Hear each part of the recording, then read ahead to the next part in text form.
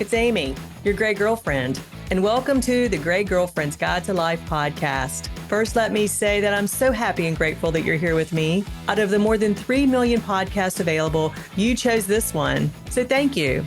This podcast was created for high-achieving women, real women who face and conquer real challenges, real women who are ready to take their lives to the next level. Between us all, we've been through it all, and I'm here to tell you, you can thrive despite it.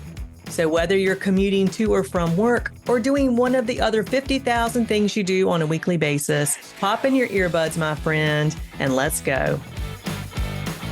Today's episode is the gap and the gain. Have you ever set a goal, any goal, only to find yourself obsessing over everything that's missing, every shortfall, every sign that you're, quote, not there yet?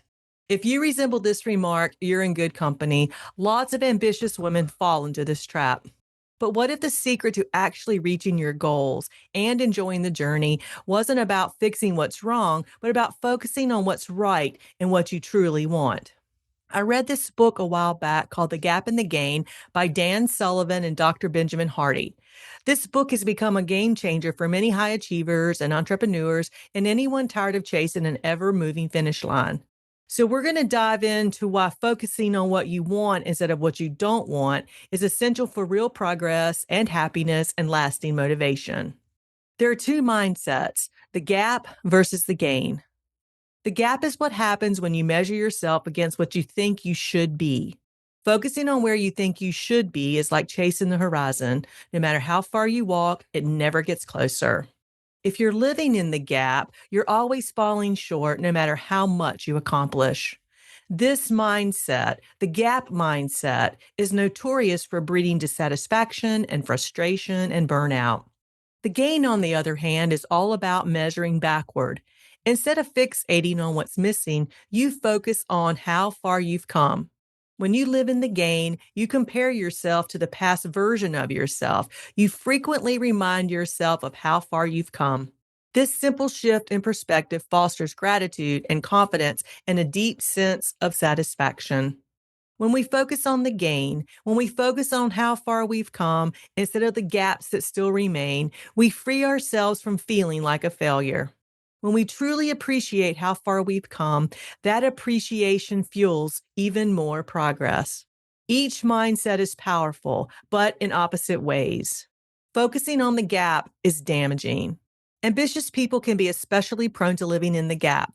You set these big goals, you make all this effort to achieve them, and yet the more you achieve, the more you notice what's missing. And here's why that's a problem. First, focusing on the gap is demotivating. When you only see how far you are from where you want to be, you lose your momentum, and at some point you may even give up. Second, focusing on the gap breeds unhappiness. No matter how much you accomplish, it never feels like it's enough. When you focus on the gap, you're always moving the goalpost. Third, focusing on the gap erodes your self-esteem. When you measure yourself against some image of perfection, you feel inadequate, even when you've made real progress. Fourth, focusing on the gap fuels the hedonic treadmill. When you focus on the gap, you adapt to each new achievement, then you immediately crave the next achievement, never feeling truly satisfied. There's a real power in focusing on the gain. Shifting to the gain mindset is more than just positive thinking. It's a practical strategy for achieving your goals and enjoying the process. Here are 5 reasons why it works. Number 1, you build motivation and momentum. When you recognize your progress, you feel energized to keep going. Celebrating small wins creates a positive feedback loop, fueling further action. Number 2, you boost confidence and resilience. Acknowledging how far you've come strengthens your belief in your abilities. This confidence helps you bounce back from setbacks and tackle new challenges with grit. Number 3, you experience more happiness and satisfaction. Measuring backwards lets you savor your achievements. You feel good about yourself and your journey, and that is a real reward. Number 4, you stay focused on what matters. When you focus on what you want, your attention is on what you want, not on your fears or your shortcomings.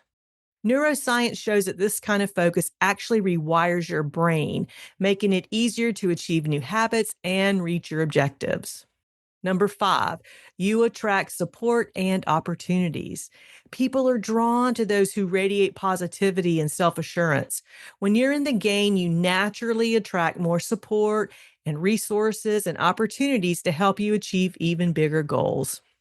So, how do you make the shift from focusing on the gap to focusing on the gain? Well, here's some actionable steps that you can start taking today. Number 1, celebrate your wins big and small. At the end of each day, ask yourself, what progress have I made? What can I celebrate? Write it down no matter how minor it seems. Over time, you'll see how much you're growing. Number 2, measure backward, not forward. Instead of comparing yourself to some ideal, compare yourself to where you started. Tell yourself, look how far I've come. Look how much I've improved. Look at the skills I've gained. Look at the challenges I've overcome. Number 3, set specific, measurable goals. Vague goals such as get fit or be successful keep you stuck in the gap. Break these goals down into concrete milestones, such as run a 5K by December of this year, or land 3 new clients by the end of the quarter, or finish a draft of my proposal by Friday. Being clear on what you would love to experience gives you clear markers for progress. Number 4, use ideals as direction, not as a destination. Look at your ideal like the North Star. Let it guide you. Use it for inspiration, of course, but measure your success by your actual gains, not by how close you are to perfection. Number 5, transform your setbacks into gains. When things don't go as planned, ask yourself, what did I learn? How can I become stronger because of this? Intentionally turn every experience into a stepping stone forward. Remember to bless your villain. For those of you who haven't listened to that episode yet, go back and have a listen. Remember, every challenge contains a lesson, so intentionally use every challenge as fuel to propel yourself forward. This is more than just warm and fuzzy advice. The science backs it up. Focusing on the gain is grounded in psychology and neuroscience. Studies show that positive thinking and focusing on progress can boost your motivation and your commitment to your goals. It builds resilience and helps you recover from setbacks. And it physically rewires your brain, making new habits and behaviors easier to sustain.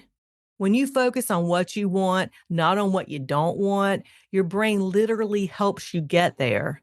You create stronger neural pathways that support your desired behaviors and outcomes. What happens when you focus on what you want? Well, when you put your energy into what you want rather than what you don't want, everything changes. First, you enjoy the journey and not just the destination. You become more creative and open to new possibilities. You build a track record of success that propels you forward.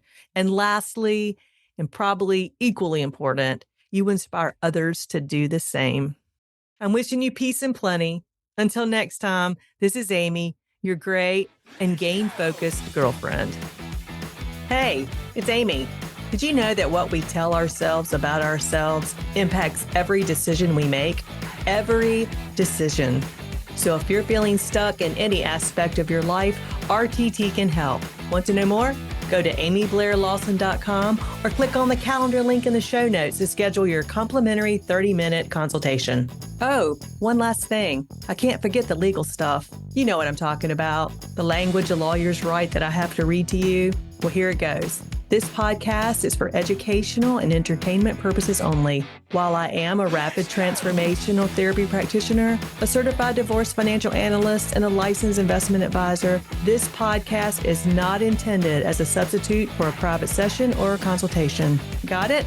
All right. Until next time, wishing you peace and plenty of all good things.